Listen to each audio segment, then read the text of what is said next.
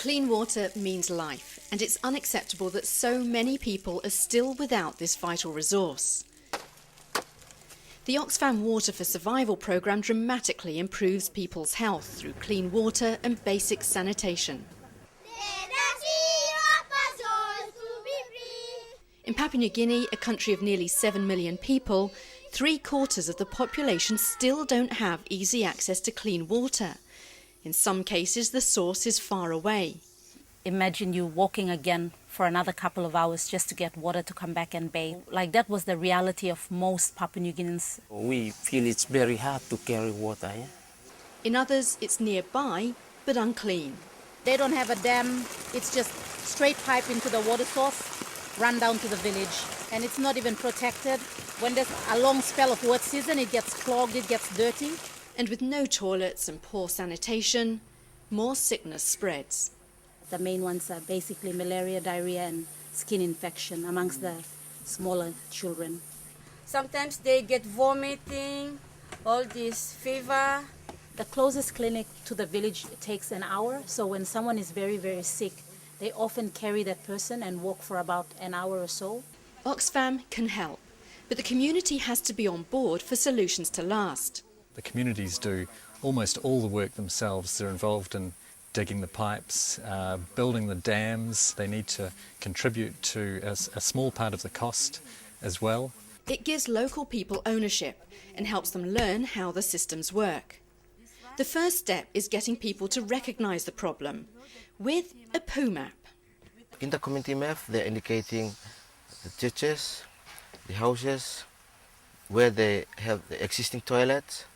The blue marks are the coconut plantation. The red marks are just, when we walk around the bushes. They're the spots people use as toilets. Near schools, homes, they're all over. We have been using the sea and the creeks. They would use the river as their latrine and thinking that the tide would often take the waste out, but often it doesn't. And so they've seen that it's become a really big problem. The most important thing that while they are in this activity, it's just indicating them in future they will have to build their drains. This simple tool is backed up by classes in basic hygiene. The idea is that people become aware of what the issues are around sanitation and why the children especially often get sick. Once the message is driven home, the motivation is there. Oxfam will be help us to make this toilet.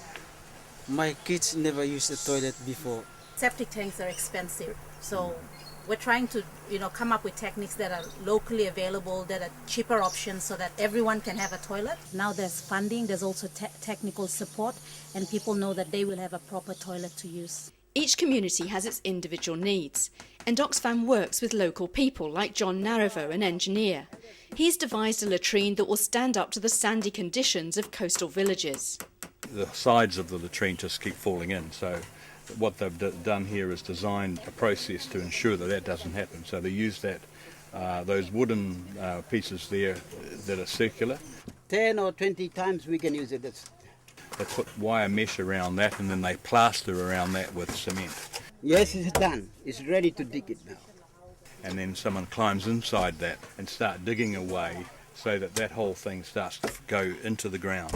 It's quite an unusual process, but really useful in these sorts of areas. Trying his best to teach a lot of youth so that they can actually go around building similar kind of latrines. Thank you. The man is saying thank the Oxfam for this as facilitators of this project, and he's very happy, and the community too. We are very happy about the sanitation and water that we are having now. After a latrine is built for each family, the next step is getting a fresh water supply. This is Poisinami village. That's the water source. So we're going to be getting it into a gravity-fed system so that it would supply a total of 13 families and an elementary school. We've done the dam and the sedimentation tank and the reservoir, and then with a lid on top so that it protects the dam from animal waste, birds, pigs, all those. and then it's going to be tested from time to time to see the quality of the water. After a very heavy rainfall, the communities will be trained out to come and actually wash it out and flush it out. Clean means healthy, and it means a better life. When you first design a gravity fed and you turn on the first tap, you could see women crying, like tears of joy, like they don't have to carry buckets of water up, spending hours and hours each day. You're actually providing an essential part of, something that they really need to sustain their life. The work is progressing. We are currently working in 15 communities in central Bougainville. But there's still quite a way to go. We need to reach 10,000 people as part of this program, and there's a lot more work to do, but thank you for your support. We are very glad and happy about this program. Without the support of the New Zealand public towards Oxfam, we wouldn't be reaching out to these people in rural areas.